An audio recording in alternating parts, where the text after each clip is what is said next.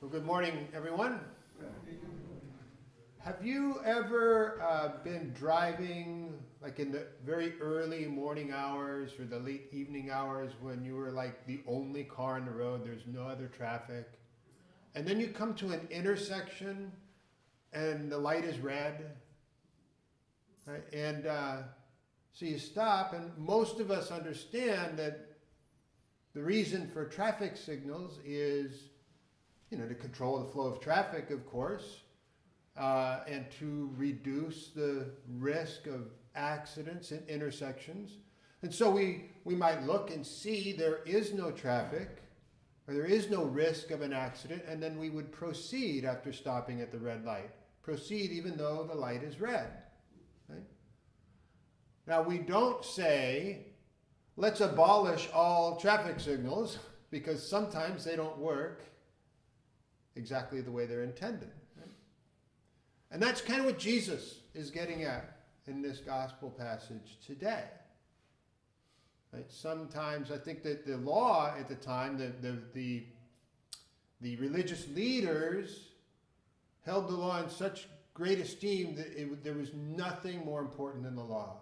Not even the reason for the law was more important than the law. And I think that's what Jesus was sort of railing against here.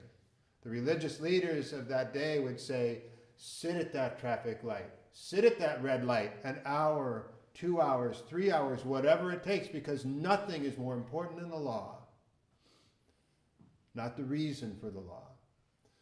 And of course, the reason for the law is so that we can be in right relationship with God, with one another.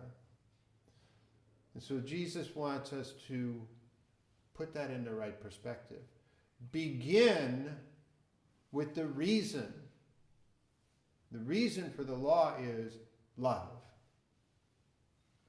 That's where we begin. We don't begin with blind adherence to the law no matter what circumstance. Always begin with love. So this morning, as we gather to celebrate this Holy Eucharist, to share this sacred meal, let's ask the Lord for that clarity of vision to understand the reason for the law. Yes, the law is important. The rules are important.